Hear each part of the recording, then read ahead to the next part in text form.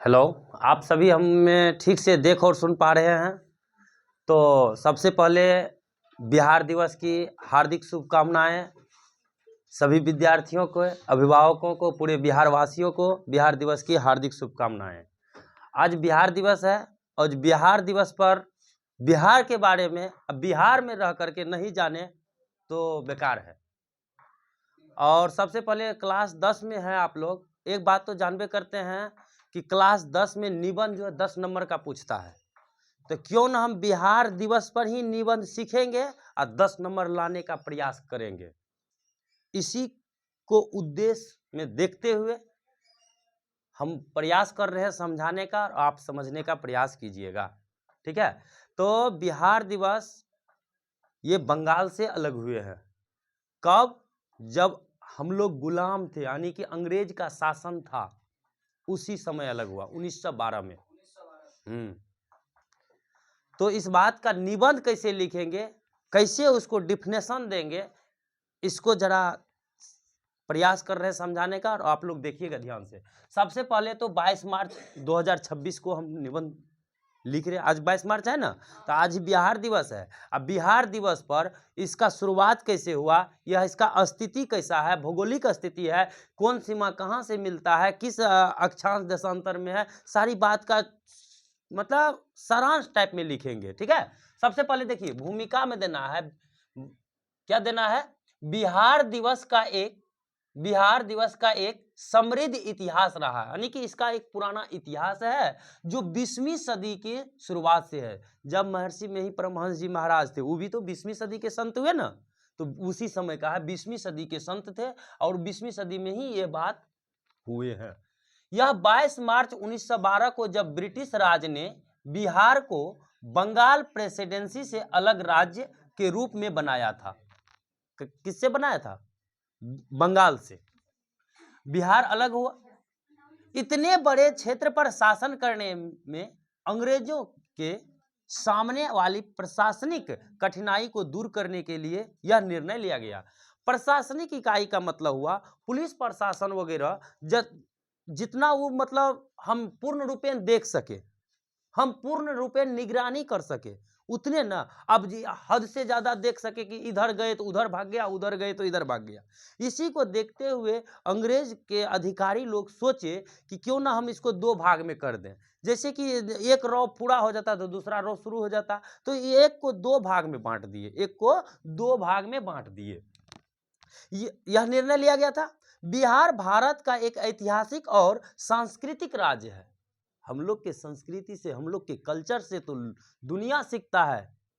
Indian civilisation and culture, Mahatma Gandhi का है 12th में, इंडियन सिविलाइजेशन एंड कल्चर। यह भारत के पूर्वी भाग में स्थित है। जब आप अक्षांश और देशांतर पूरा मैप पढ़िएगा, ये पूर्वी में है, ठीक है। भारत की कहाँ है? पूर्वी भाग में स्थित है। इसकी राजधानी कहाँ है? पटना है। बिहार अपनी प्राचीन सभ्यता और विद्या, संस्कृति, परंपरा के लिए प्रसिद्ध है। आप लोग पाटलिपुत्र में पढ़े हैं ना, पाटलिपुत्र वैभव ना। पटना का नाम कैसे पड़ा, पुष्पपुर, कुसुमपुर, सारी बात जानबे करते हैं। क्या हम पटना के बारे इतना बारे जानेंगे, वो भी इसमें ऐड कर सकते हैं? नहीं ऐड कर सकते हैं? पटना में दर्शनीय स्थल क्या सब है? बहुत कुछ है। महावीर मंदिर है ना, जैविक उद्यान है, गोलघर है, वगैरह वगैरह, ढेर जितना पढ़े ना पाटलिपुत्र के, वो भी इसमें ऐड कर सकते हैं। लेकिन बोर्ड फुल हो जाता है, आप लोग फुल नहीं होते। 250 से 300 शब्द में देगा, दे देना है, पूरा ठूस ठूस के लिख देना है। चलिए आगे बढ़िए। भौगोलिक स्थिति, अब बिहार भौगोलिक स्थिति समझिए। बिहार राज्य की सीमाएं उत्तर में नेपाल, दक्षिण में झारखंड और पश्चिम में पश्चिम बंगाल। देखो पूरब में पश्चिम बंगाल, पूरब में पश्चिम बंगाल। देखो पश्चिम बंगाल के बारे में अगर जानेंगे तो ये पश्चिम बंगाल हम लोग के यहां से तो लग रहा है कि वो पूरब है, लेकिन मेरे हिसाब से नहीं ना। हमारे हिसाब से बांग्लादेश के हिसाब से वो पश्चिम है, इसलिए उसको हम लोग पश्चिम बंगाल कहते हैं। पश्चिम बंगाल कहते हैं। जैसे हम यहाँ खड़े हैं तो मेरे से इधर हो गया पश्चिम। अब वो कहेगा कि जो उधर से देखेगा तो हमको तो देखेगा पूरब ना, तो इसीलिए जो पश्चिम बंगाल बोला जाता है, तो पश्चिम बंगाल अपने हिसाब से नहीं है, बिहार के हिसाब से नहीं है, वो बांग्लादेश के हिसाब से है, ठीक है, उसके हिसाब से वो मतलब पश्चिम में पड़ता है। तो इसीलिए उत्तर सीमा में देखिए, सीमाएं देखिए, उत्तर में नेपाल, दक्षिण में झारखंड, दक्षिण में झारखंड, अब पूरब में पश्चिम बंगाल, पूरब में पश्चिम बंगाल, और पश्चिम में उधर यूपी हो गया, उत्तर प्रदेश मिलती है। गंगा नदी इस राज्य के बीच से बहती है, जो इसे उपजाऊ बनाती है। गंगा नदी, यहाँ देखिए, वो जो चंद्रगुप्त मौर्य के समय में जो बिहार जो समृद्ध हुआ, तो क्यों हुआ?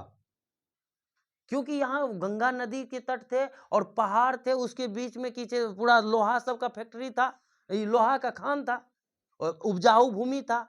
जब उपजाऊ भूमि हो गए, अभी देखिए मकई का कितना क्षति हो गया है, और जब फसल उपजाता है तो किसान का उमंग होता है, फसल हरियाली रहते हैं, लहलहाते के खेत को देख करके, फसल को देख करके किसान को ऐसे खुशी आता है जैसे बेटे को देख करके खुशी आता है बाप को। बाप अपने बेटे को जब देखते हैं ना, जितना खुशी आता है उतना ही खुशी आता है किसान को अपनी फसल देख करके, इतने खुशी होता है। और वो सोचिए वो बर्बाद हो गया तो किसान रो पड़ता, आंख से आंसू बहता है। इतिहास इनका समझेंगे, बिहार का इतिहास बहुत समृद्ध, और यहाँ छठ पूजा होता है ना, बहुत, यह छठ पूजा सबसे प्रसिद्ध त्योहार है। लोकगीत, नृत्य और भोजन यहाँ की पहचान है। बिहार के लोग मेहनती और सरल स्वभाव के होते हैं, ये लोग बहुत स्वभाव के होते हैं। अगर इसके यहाँ गेस्ट आ जाते हैं तो बड़े इत्मीनान से लगता है कि कैसे उसको मतलब माने, ये तो मतलब अपनों से ज्यादा उसको मेहमान को तवज्जो दिया जाता है, इज्जत दिया जाता है।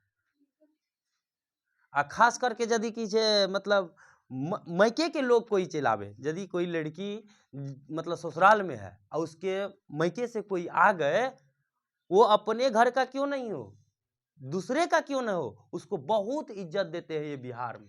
बहुत ऐसा लगता है कि भगवान उसके यहाँ विराजमान हो गए, इतना क्या खिलावे, क्या पिलावे, क्या करे, ये सोचने लगते हैं। तो ये हमारा स्वभाव है, यहाँ का स्वभाव ये है, मतलब बड़े बुजुर्ग का भी इज्जत उतना ही करता है जितना मतलब क्या पटरी नहीं, सही बात है। बिहार के लोग मेहनती और सरल स्वभाव के होते हैं। आगे सुनिए, अब सुनिए, स्वभाव के बारे में बता दिए, अब आर्थिक स्थिति समझिए। बिहार मुख्यतः कृषि प्रधान राज्य है, खेती का राज्य है। यहाँ खेती होता है, गेहूं होता है ना, मकई होता है ना, गन्ना भी होता है ना। अब मकई होता है तो मकई का स्थिति तो कल देखिए लिए आंधी तूफान में।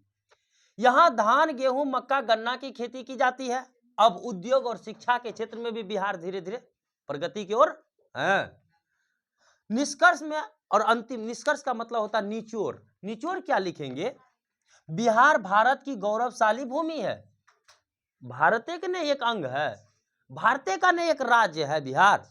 तो बिहार भारत की गौरवशाली भूमि है, इसकी ऐतिहासिक, संस्कृति और शैक्षणिक विरासत पर हर भारतीय को गर्व है। आज का बिहार एक बार फिर विकास की राह पर तेजी से आगे बढ़ रहा है, प्रगति की ओर है। यह बिहार की धरती बुद्ध की धरती है, यह महर्षि मेही परमहंस जी की धरती है, न है, यह चंद्रगुप्त की धरती है। यह चंद्रगुप्त मौर्य किस प्रकार से घनानंद को परास्त किए थे, ये बात तो आप लोग जानबे करते हैं ना। अच्छा देखिए, कहता है मंजिल तो मिल ही जाएंगे, भटक कर ही सही, गुमराह तो वो है जो पीके टीचिंग पॉइंट आए ही नहीं। अगर वो आएंगे तो जरूर कुछ सीखेंगे।